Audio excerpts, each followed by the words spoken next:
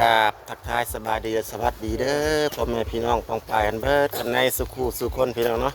ว่าสิอยู่ในและก็ต่างประเทศพี่น้องจงขอยินดีต้อนรับเข้าสู่ซ่องของบ่าวก้าวสู่ชีวิตพ่อแม่พี่น้องเนาะบ่ได้พบมาพ่อกับบ่าวก้าวดนมาแล้วพ่อแม่พี่น้องเนาะทางบ่าวก้าวก็คิดฮอดทางพี่น้อง FC กันหลายๆท่านอยู่พี่น้องว่าทางนั้นด้านบ่าวก้าวก็บ่ได้เอาคลิปลงพี่น้องเนาะเพราะว่าบ่ได้เอาคลิปลงมาหลายเดือนแล้วพี่น้องเพราะว่าทางโทรศัพท์บ่าวก้าวมันมีปัญหาซับเพแหละพี่น้อยบ่ได้เอาลงจักเถื่อพี่น้อยเนาะบ่แม่นว่าบ่าวก้าวบ่ตั้งใจทำงานเด้อพี่น้อยเด้อเพราะว่าทางบ่าวก้าวนี่โทรศัพท์บ่าวก้าวเพพี่น้อยเอาลงบ่ได้พี่น้อยเนาะมื้อนี้ก็ทางบ่าวก้าวก็สิมาลองถ่ายลองเบิ่งแล้วก็สิเอาลงให้พี่ให้น้องลองเบิ่งพี่น้อยเนาะว่าสิว่าเป็นจังไดพี่น้อยตอนนี้ทางบ่าวก้าวก็ได้มาเฮ็ดเฮือนเฮ็ดซ่านพี่น้อยเนาะเฮ็ดเฮือนเฮ็ดซ่านทางพี่แหละทางเฮือนหน้าสาวของทางด้านบ่าวก้าวครับเฮ็ดกับน้องเคยพี่น้อยอยู่กันกับ3 คนเพราะว่าเฮ็ดกับพระเฒ่าน้ำแน่พี่น้อยเนาะลุยกัน3 คนพี่น้อยเพราะว่าทางด้านน้องเคยบอกว่าเพิ่นเป็นช่างนะพี่น้อยเนาะเป็นช่างเพราะว่าเพิ่นเคยมีฝีมือมาพี่น้อยเนาะเพิ่นก็ผ่านงานมาสิ่งหลายอย่างหรือว่าพี่น้องต้องการเฮ็ดเฮือนเฮ็ดซ่านพี่น้อยเนาะติดต่อมาทางด้านบ่าวก้าวหน่อยเด้อพี่น้อยใครต้องการเฮ็ดเฮือนเฮ็ดซ่านพี่น้อยเนาะโอเคพี่น้องคงบัวลายยากันห้างดอกพี่น้องไปเบิ่งเวียกเบิ่งงานกันเลยพี่น้องไปกันเลยและตอนนี้เพิ่นกำลังน้องเคยเพิ่นกำลังขึ้นพี่น้องเพื่อนหลังนี่ก็ถือว่าใหญ่เติบได้พี่น้องเป็นทางเพื่อนหน้าสาวของทางด้านบ่าวก้าวพี่น้อง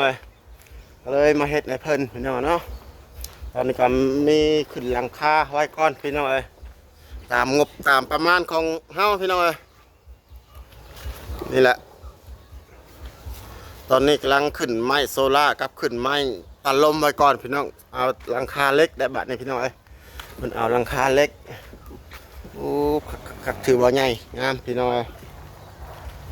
ก็ให้พี่น้องเบิ่งกันไปเรื่อยๆพี่น้องว่าสิเป็นจังใดพี่น้องเนาะว่าออกผลงานออกมาสิงามบ่หรือว่าจังใดพี่น้องเดี๋ยวเฮ็ดแล้วเดี๋ยวบอกก็สิถ่ายลงเรื่อยๆพี่ให้น้องได้เบิ่งได้ชมกันพี่น้องพุ่นละทางด้านเจ้าของเฮือนเพิ่นก็ย่างพุ่นละย่างเซใต้เซเหนือจักเพิ่นเป็นจังไรเจ็บหัวเข่าบ่พี่น้อง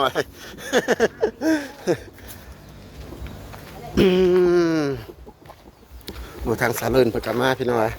เพิ่นย่างมาเบิ่งก็เป็นหลังคาเอาแผ่นฮาโลซิงพี่น้องทรงโมเดิร์น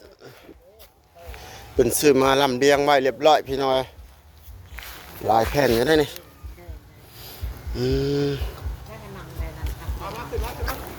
โอ้อยู่เทิงผู้พี่น้อยบาดได้ขึ้นไปก่อนมาใช้สาลื่นถ่ายคลิปไปต่อบาดได้พี่น้อย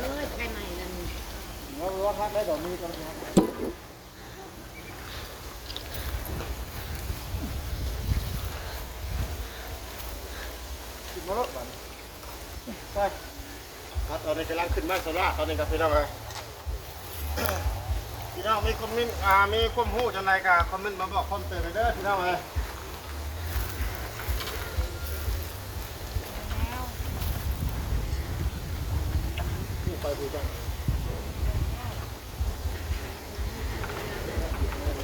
ข้าวกล้องกระสันพี่น้องเอ้ยแดดนะตอนนี้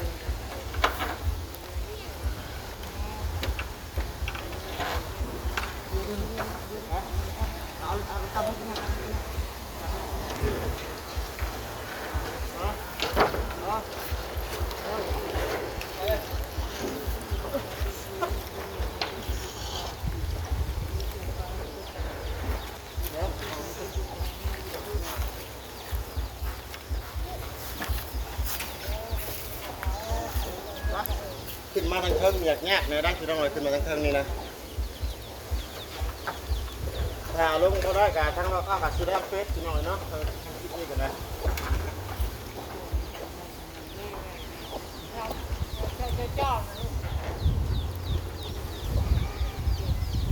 ให้ไม่ชอบแผ่นลุ่มอะไร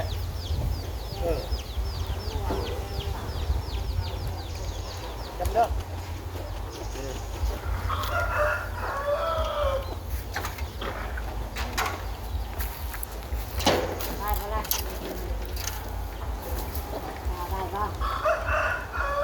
เพราะว่าเรียกกัน2 คนอย่างเงี้ยแน่พี่น้อยเสร็จปุ๊บละขั้วทั้งแน่ละ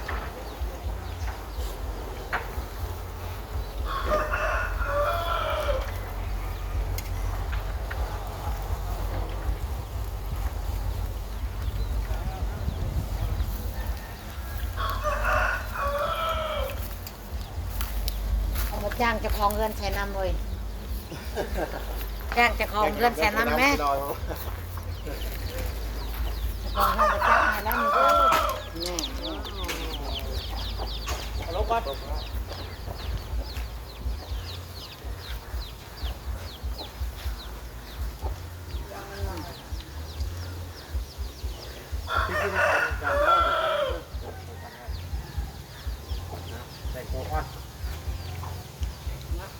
จ่ายทองท่านแล้วยังเลยอย่างเงี้ยพี่หน่อยนี่เชือกนี่พวกตกลง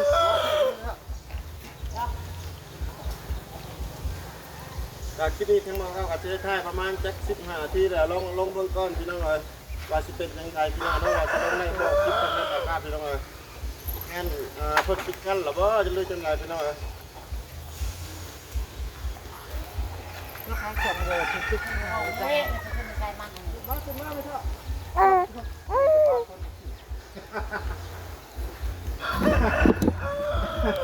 อะไร มาก็ยิ่งยังไงดีให้รอดก่อนราคาที่ ยังไงดีให้รอดก่อนแม่คนนี้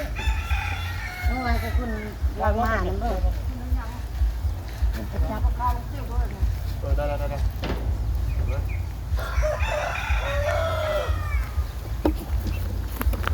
เฮ้ยลูกยะละยะแมงไทยยะนะแกงมาจับตัวด้วยเท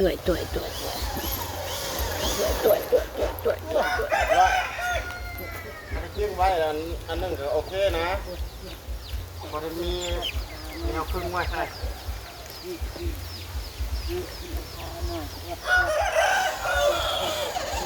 ลงเวลาจะมีมาก้าวกระทั่งบริภาคน้ำแน่ได้พี่น้อยเพราะว่าการเลี้ยงการจับไม้พี่น้อย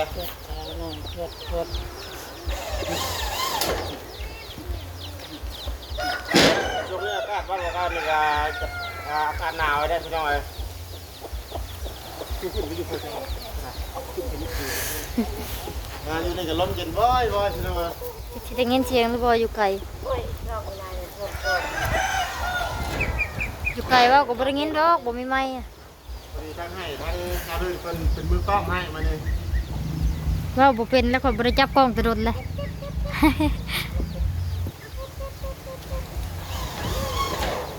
หากบ่เป็นแล้วพี่น้อย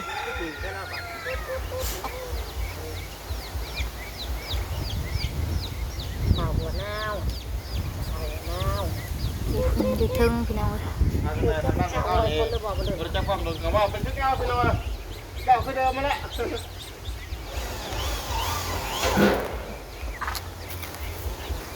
ขึ้นมาอยู่นี่อยากสึกเสียวในแรกพี่น้อยตอนนี้ก็ได้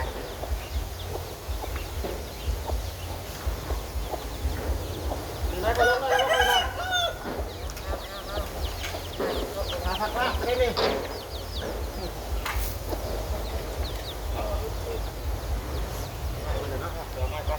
ไปลงไปซองละหัวหน้าเพิ่นนะหัวหน้าแทกง่ายเพิ่นนะพี่น้อยหัวหน้าสั่งง่ายสั่งน้องเลิฟเพิ่นยังเพิ่นมาอยู่ได้พี่น้อยรักสั่งง่ายผู้เฒ่าบ่กล้าพี่น้อยเพิ่นมีเวียกมีธุระพี่น้อยเนาะทั้งได้บ่เฒ่าบ่กล้ากันช่วงนี้พี่น้อยมีเรื่องเศร้าสลดใจแน่พี่น้อยเพราะว่าทั้งแม่ทั้งผู้เฒ่าบ่กล้าเพิ่นเสียพี่น้อยชีวิตไปหน่อยเข่าแก่ชราแบบนี้แหละเลยเพิ่นบอกว่าให้เบี้ยมันนี่เลยลุยกับน้องเคย2 คนแล้วกันเลยพี่น้องชวดเลยนี่นะ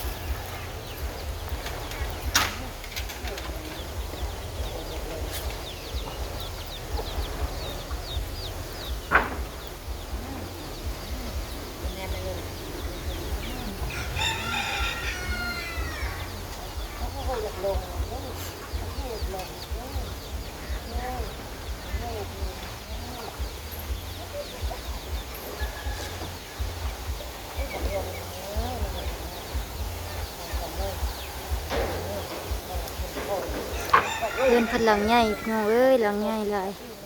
ใหญ่กว่าเพื่อนพอเก้าเป็นเพื่อนนี่ งามหลังใหญ่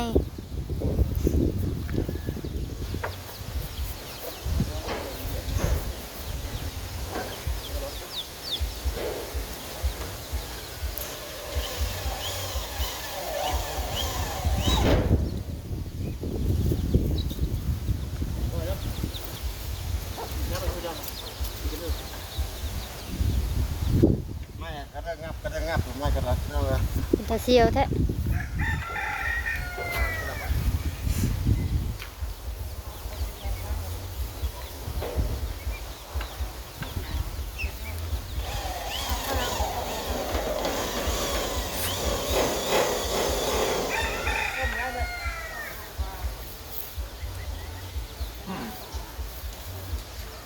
ญาติเราเขาหัวยาวไปเลยพี่น้องผมยาวผมมีเวลาตัดผมพี่น้องตอนนี้ก็ได้น่าจะไปก็จะว่ากันเด้อพี่น้องเด้อว่ากันเดียวจะว่ากันพี่น้องพดเอาเก้าเรียกแล้วไปแล้วพี่น้องก็ยังมีมุ้งอยู่ได้พี่น้องยังกำลังขึ้นหลังคาตอนนี้กำลังมุ้งไม้แผ่นไม้ชราอยู่ตอนนี้กับพี่น้อง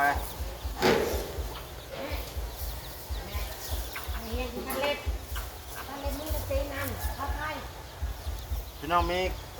คอมเมนต์ยังไงกับพี่น้องเนาะมีความรู้ทางด้านใดก็คอมเมนต์มาทั้งท่านบอกว่าแน่พี่น้องพอได้มี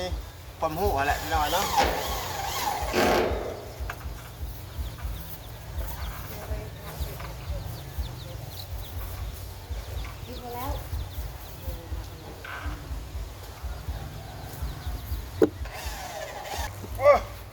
นี่เด้อ ใส่อยู่บ่ลงเอา